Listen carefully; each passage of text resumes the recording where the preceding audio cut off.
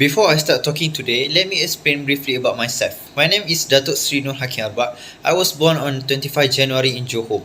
I have graduated from a bachelor degree from the University of Birmingham and master degree from the University of Edinburgh. Well, I am the Member of Parliament Malaysia.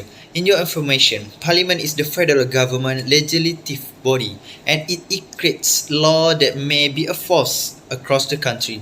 Parliament passes federal laws, amends existing laws, evaluates government programs, authorizes government expenditures, and approves new tax revenue.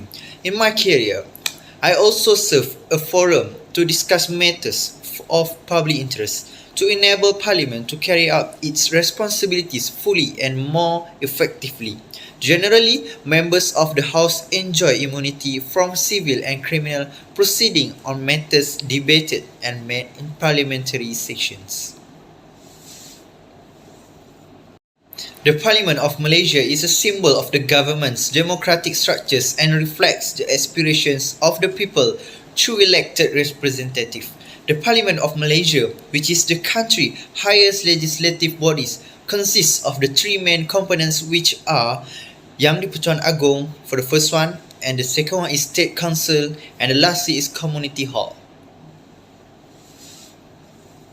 So today I will talk about my role and function. As a members of Parliament, it is legislative authority for the Federation and it enacts law to be enforced nationwide. As the members of Parliament, I usually make laws and debate public policy.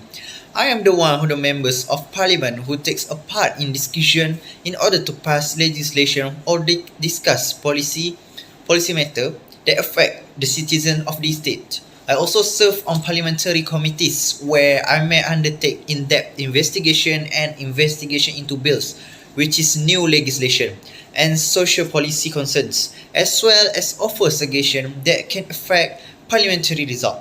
The members of Parliament, like me, often represent political parties. The majority of members are members of a political party and contribute to that party opinions and programs. Then, as Member of Parliament, I have tasks as lawmakers as representative of their constituent. I also be able to represent the constituents in this country. Typically, I try to answer the problem issue, questions and ideas offered by the people they represent in their electoral zone or district, which is their constituents. Since I become a member of Parliament, I realized that in this occupation there are various challenges that I have to face it. How parliaments have been played an essential function in the policy debate during the crisis, particularly the decision and debate over the sort of economic policies that should be implemented to avert economic collapse and personal misery, while restrictive measures that stifled economic activity were in place. And how Parliament dealt with the issue of providing government with special powers during the crisis. In order to respond to emergencies and enforce critical public health measures, it demonstrated that some legislature effectively analysed and changed emergency powers legislation to ensure that it was time and scope restricted, while altering operations quickly to enable safer functioning is a task for any parliament. Many parliaments in underdeveloped nations and fledgling democracies have a unique barrier in implementing virtual solutions such as online sessions. Alright, now let me give you an exposure of the advantages of being a member of Parliament. Firstly, responsible government. The parliamentary system of governance is also known as responsible government. All other members of the legislature speaks on subjects of public interest and national significance. To ensure accountability, the opposition must be strong enough to bring up the current government's mistake and inefficiency. Secondly, cooperation between the executive and legislative branches. In the parliamentary system, the executive is a part of the legislature, and the dominant party generally has a strong hold in the parliament, making it easier to pass and enforce law and policies. In contrast to the traditional system, the parliamentary system. Lastly, diverse representation. Many countries across the world have people of varied backgrounds, ethnicity, belief, races, and genders because every group is represented in the legislature. The parliamentary system is the best suited to accommodate all these different groupings. As the consequence, the interests and wishes of many different groups may be discussed on the big scale and more effectively solution can be produced. So that's all from me. Thank you.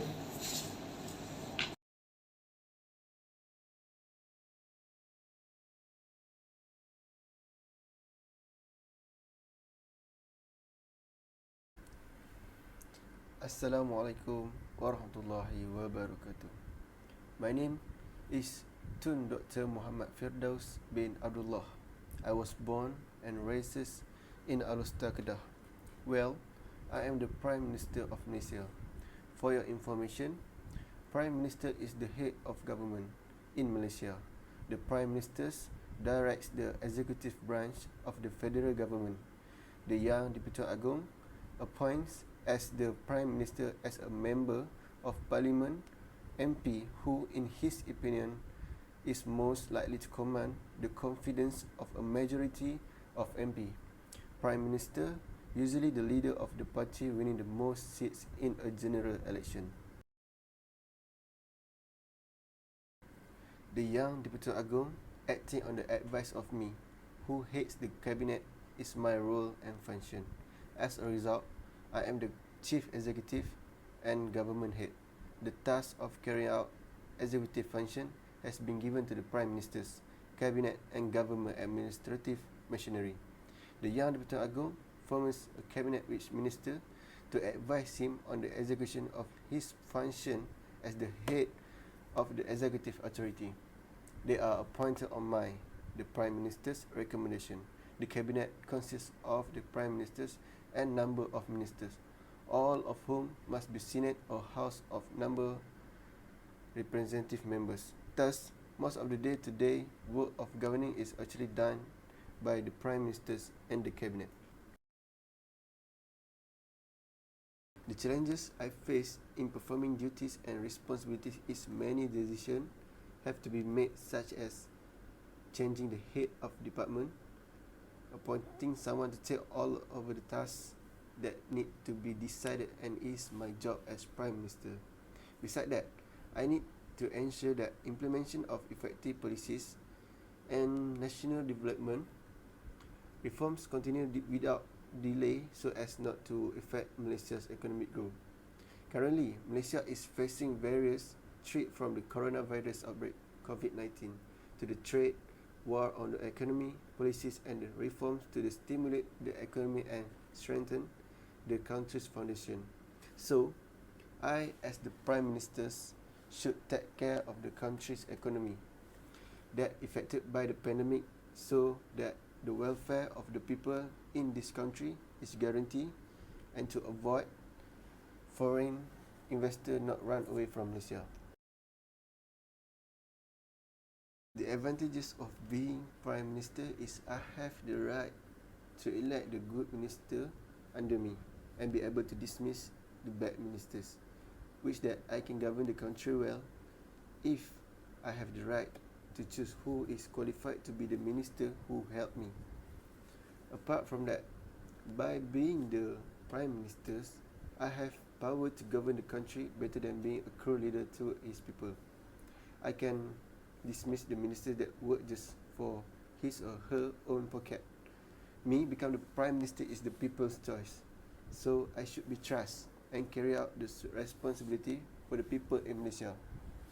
Prime Minister has the right to sign the agreement that made from the other ministers such as budget matters, education, public affairs and others. So the benefit is I have the power to make a decision for Malaysian country. Before I end my talk, I have one quote for myself and the other Prime Minister in this world, which is, which great power come great responsibility. If you have the ability to do something, make sure that you do it for the good of others. Because Prophet Muhammad SAW was said, indeed, the human who is loved by Allah on the day of judgment and closest to his position is a leader who upholds justice, whereas the person who is most hated by Allah and whose position is far from Allah is a cruel leader. I think that's all from me. Thank you very much. Assalamualaikum, I am Yang Arif Datuk Seri Haji Muhammad Zawawi binti Saleh, Federal Court Judge. High Court Judge are appointed by the Yang di-Pertuan Agong on advice of the Prime Minister and after preference to the Conference of Rules. Before advising the Yang di-Pertuan Agong, the Prime Minister should refer to the Chief Justice. This is based on Article 1 to 2B on the Federal Constitution.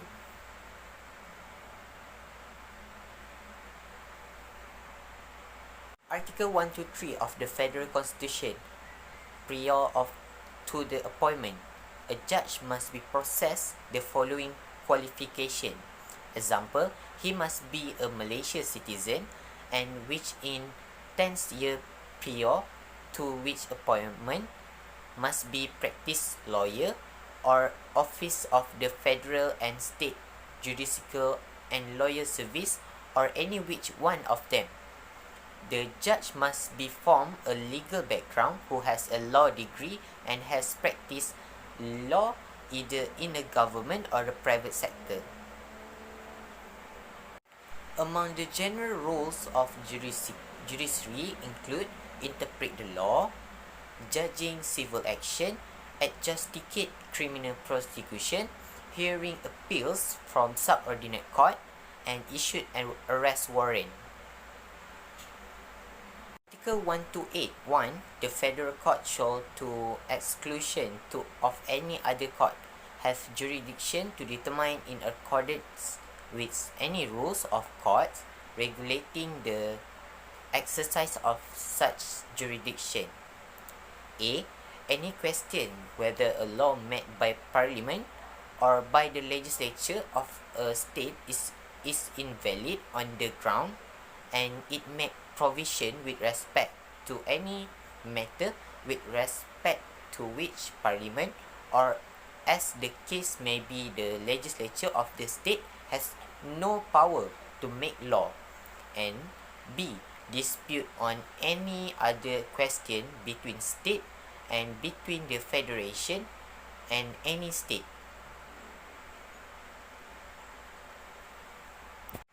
Article 1283, jurisdiction of appeals. Intern Federation Court judge can hear and appeals from the High Court and Court of Appeals. Jurisdiction of legal counsels. YDPA may refer to the Federal Court for opinion or advice on the effect of the provision of the Constitution and announce his opinion in open court. Among the challenge, a judge cannot open a business or even interfere in a political affair for fear that the decision made will be biased. As a judge, I will always feel triggered because the decision made may not be right for some people. There will be many internal cases such as corruption and bribery for the sake of the decision in court. Article 8 of the Federal Constitution of Malaysia deal with the right to equality. The right is very important to prevent discrimination and injustice of Malaysia to the uphold human rights. So, the judge will be investigate if they commits an offence by the Malaysia Anti-Corruption Commission, MACC, or what we call it SPRM in Malay.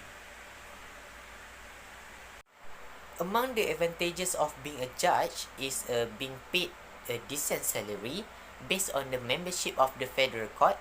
Judge will receive official government vehicles, patrols, toll-free, driver, maid house allowance, house utility allowance, pension, as well as boarding facility for the first class holiday. This is based on the Judge Remuneration Act 1971, Act 45. Thank you.